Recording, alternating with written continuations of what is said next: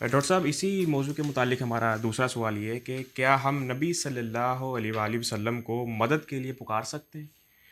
اور اسی سوال کا دوسرا پورشن ہے کہ نبی صلی اللہ علیہ وسلم کو دعا میں وسیلہ بنایا جا سکتا ہے؟ اسی سوال کا تیسرا پورشن ہے کہ کیا یا رسول اللہ صلی اللہ علیہ وسلم مدد کہنا درست ہے؟ دیکھیں، اس میں سادہ سی بات ہے کہ یہ دنیا جو ہے اسباب کے تحت چلتی ہے۔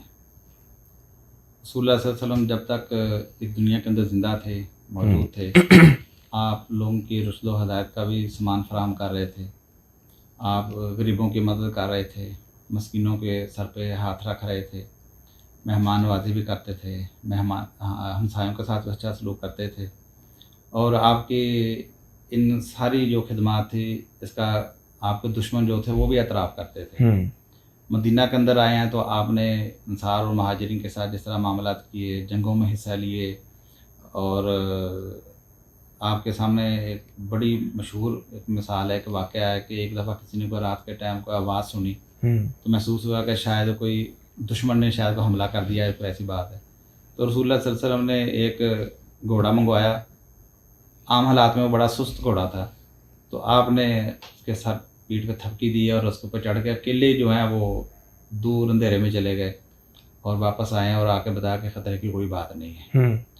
اچھا، یعنی آپ جب تک زندہ تھے تو آپ فزیکلی صحابہ کرام کی ہر مدد کے لیے تیار رہتے تھے، اور جنگوں میں بھی حصہ لیتے تھے، اور جہاں مالی مدد کی ضرورت ہوتی تھی، گھر میں جو بھی پڑا ہوتا تھا وہ ان کے گھر میں پہنچا دیتے تھے، یعنی اسباب کی دنیا میں موجود تھے۔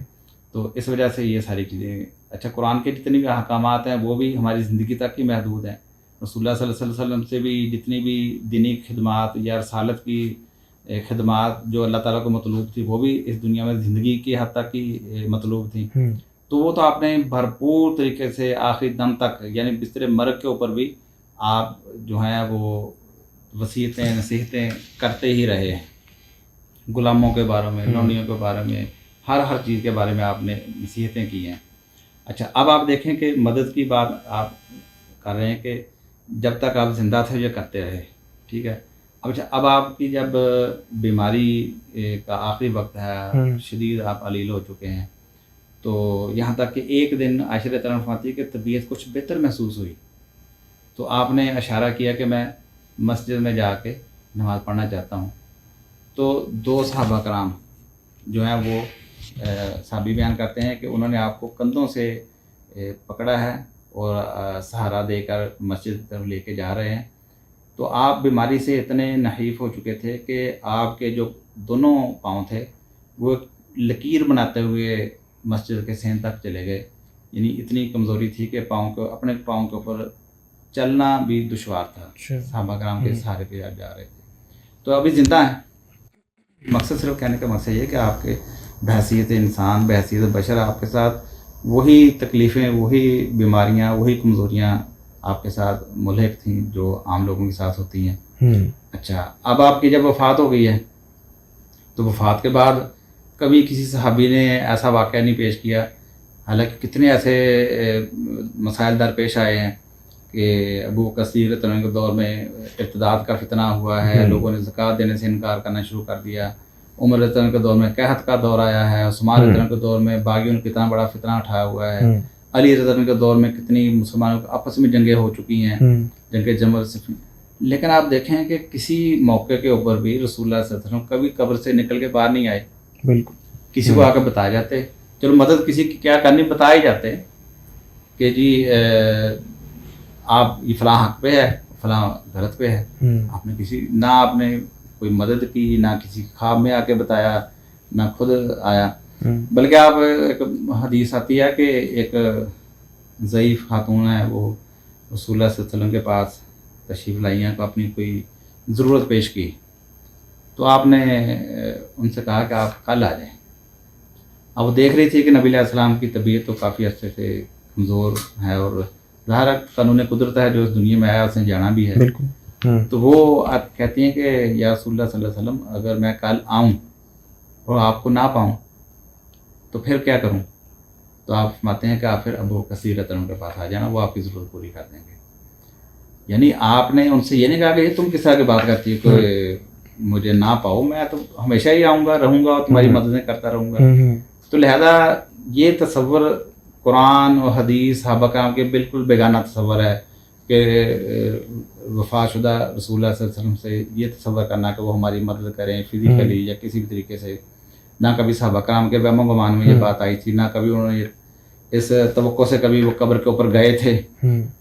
دیکھیں جب تک آپ حیات تھے آپ ان کے فیصلے بھی کرتے تھے، ان کو مسئلے مسائل بھی بتاتے تھے، لیکن کبھی ایسا نہیں ہوا کہ کبھی آپ کی قبر کے اوپر صحابہ جمع ہو گئے ہوں کہ چلو رسول اللہ صلی اللہ علیہ وسلم سے فیصلہ کرا لیتے ہیں.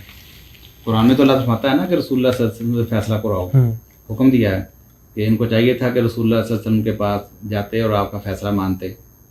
تو اب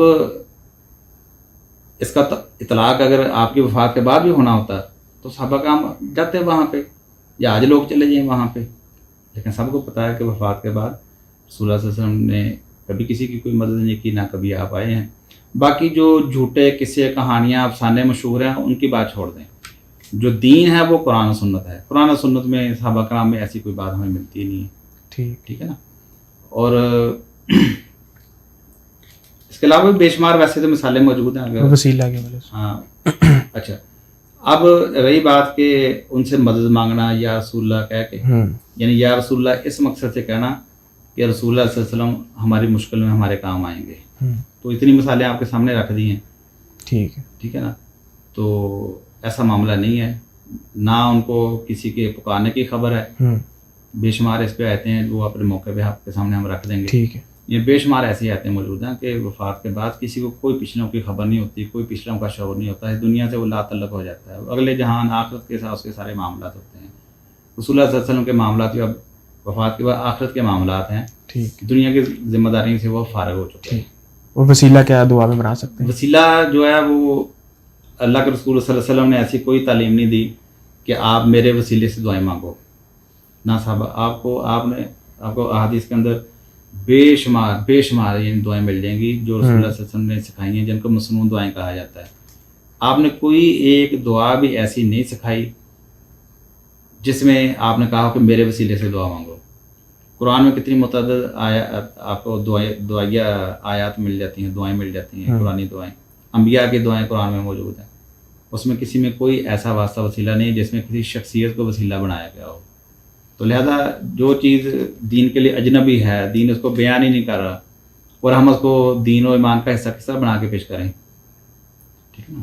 تو اس لیے ہمیں اپنے ہر عمل کا، ہر نظریے کا قرآن اور صحیح حدیث کی روشنی میں اس کا جائزہ لینا چاہیے.